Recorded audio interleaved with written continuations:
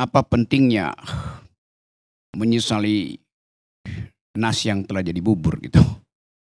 Ngapain juga kita mesti bahas soal yang elektoral? Padahal kita justru harus gembira karena algoritma politik mengarahkan pada pembusukan. Kan itu dasarnya kan. Jadi decaying ini, political decaying, pembusukan politik, dari awal kita tahu akan terjadi. Buat apa dicegah? Dorong aja. Itu dasarnya tuh. Gue masih anak muda, ya apa itu? Erick Thohir, Erick Thohir juga kakaknya Gibran sebetulnya. Ya iya, statusnya tuh kakaknya Gibran. Karena dia bagian dari keluarga Jokowi, Erick Thohir. Walaupun punya mandat NU. Tapi saya mau terangkan begini ya. Kan kita mau menganalisis politik dengan peralatan apa? Hukum tata negara, ilmu politik. Kan itu dari awal nggak berguna. Karena bagi Pak Jokowi itu dia nggak kenal sebagai peralatan untuk menghasilkan kekuasaan. Dia menghasilkan kekuasaan dengan memonopolis segala macam sumber daya termasuk oposisi dihilangin. Jadi sejak Jokowi bilang saya tidak perlu oposisi, maka dia akan jadi despot. Pasti dia mengarah pada despotisme. Kan cuma itu pilihannya kan. Sistem apapun, kalau tidak ada oposisi, maka dia akan dikembangkan, dipelihara dengan fasilitas despotisme. Jelas itu. Udah itu yang terjadi sekarang. Dan pertunjukan despotisme terbaik adalah panggung di Mahkamah Konstitusi kemarin. Tuh. Termasuk kekonyolan. Tuh. Bayangkan misalnya, seorang bocah menelpon suami dari tantenya untuk meminta kakaknya jadi wakil presiden atas perintah bapaknya. Apa enggak konyol tuh? Kegilaan macam apa? Dibandingkan dengan segala macam peradaban. Mau Puyike itu enggak sampai segitu tuh. Jadi cuman di Indonesia urusan keluarga betul-betul menjadi sempurna dengan memanfaatkan jalur hukum itu dalilnya. Coba Anda bayangkan di mana keadaan itu. Yang dari awal kita tahu bahwa Jokowi memanfaatkan fasilitas hukum itu untuk membackup ambisinya. Mulai dari kita pergi pada 0% threshold diabaikan tuh. Omnibus Law diabaikan tuh. Macam-macam diabaikan itu. Jadi dari awal algoritmanya udah bekerja begitu. Maka mestinya kita berpikir ini akan jadi maksimal. Ngapain kita mau ingatkan lagi supaya berubah dong? Enggak. Justru kita dorong supaya betul-betul membusuk. Itu dasarnya kan. Kan cuma itu dasarnya. Jadi kalau kita periksa misalnya kelakuan Pak Jokowi, itu udah masuk pada perbuatan tercela. Yang paling tercela adalah memanfaatkan Mahkamah Konstitusi untuk kepentingan dinasti kemarin itu. Itu perbuatan yang paling tercela. Konsekuensi apa? Ya di impeach. Kan ada fasilitasnya tuh. Coba survei misalnya, tercela apa tidak tuh? Yang putusin siapa tuh? MPR, DPR. Iya, tetapi supaya fair, karena Pak Jokowi suka survei aja dulu. Tercela apa tidak? Kemaksiatan politik di Mahkamah Konstitusi kemarin coba. Itu dasar pertama tuh. Jadi sebetulnya dari awal kita mengerti bahwa keadaan ini akan mengarah pada hal yang hari ini terjadi itu. Jadi kita syukuri itu sebagai semacam ya sunatullah itu atau logika peradaban yang akan membawa kita ke situ. Political decay pasti terjadi, ngapain dihambat itu. Dekomposisi politik, moral yang hilang segala macam. Itu jelas kan.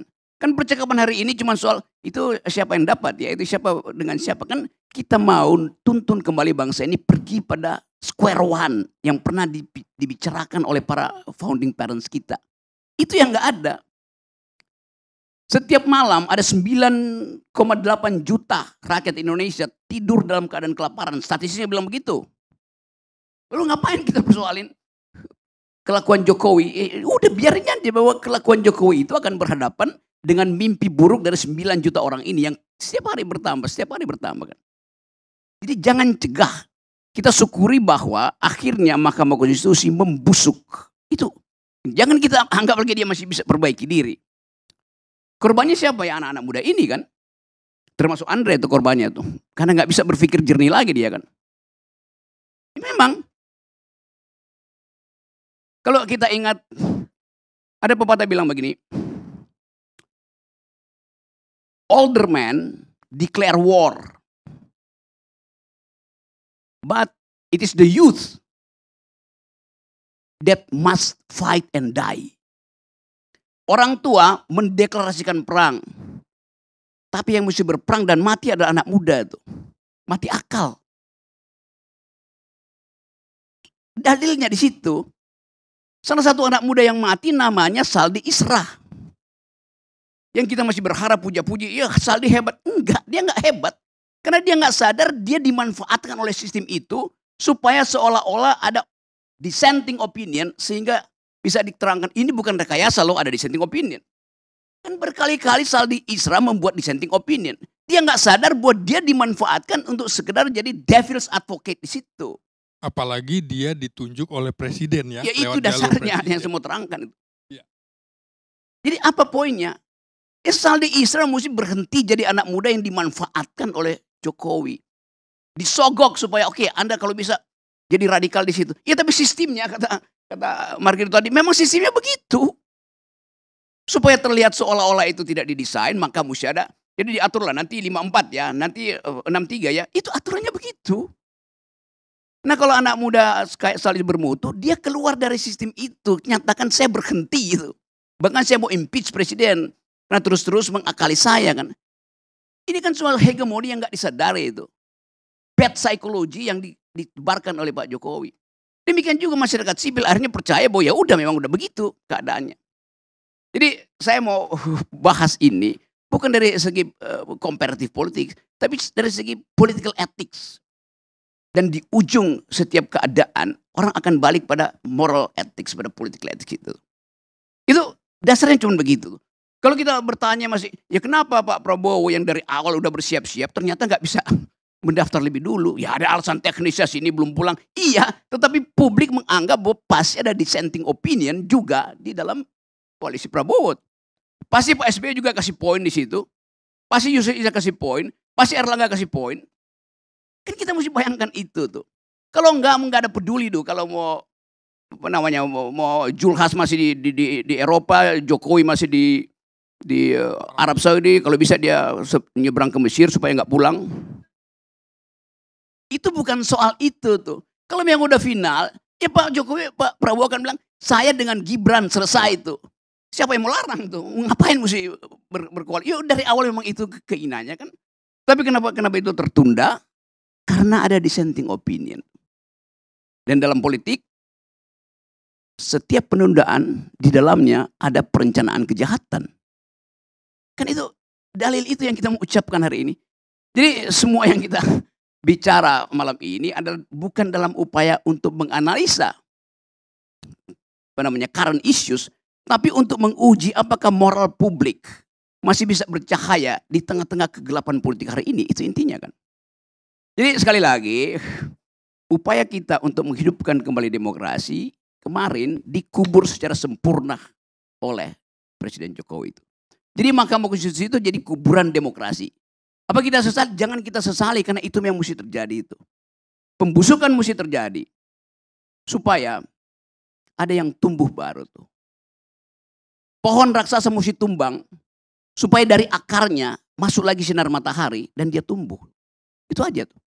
Jadi tangkaplah ini sebagai satu pesan sejarah yang tiba-tiba datang lebih cepat dari yang kita harapkan. Dan kita bergembira karena keadaan hari ini kita mesti membayangkan suatu perubahan politik bahkan di luar sistem elektoral. Itu mesti kita bayangkan dalam 2-3 hari ini misalnya tuh. Jadi udah saya itu yang saya mau terangkan dan saya gembira bahwa yang saya prediksi dari dulu yaitu pembusukan makin lama makin benar itu. Yang saya prediksi dari dulu bahwa saling amputasi di kalangan elit koalisi akan terjadi itu. Jadi apakah saya menyesal? Tidak. Justru saya inginkan supaya pembusukan itu dipercepat. Silakan Pak Jokowi pulang dan temui keluargamu. Lalu kita berhadapan dengan dimensi moral. Apakah Pak Jokowi mampu menatap mata Ibu Mega dengan jernih? Apakah Pak Jokowi mampu menatap mata Pak Prabowo dengan jujur? Mungkin ada 2 mata yang nggak bisa lagi ditatap Pak Prabowo, Pak Jokowi, karena lagi sakit tuh. Pak Luhut yang diandalkan. Jadi sebetulnya soal-soal semacam ini mestinya kita hidupkan harapan bahwa hanya dengan evaluasi moral kita bisa kembalikan bangsa ini pada peradaban. Makasih.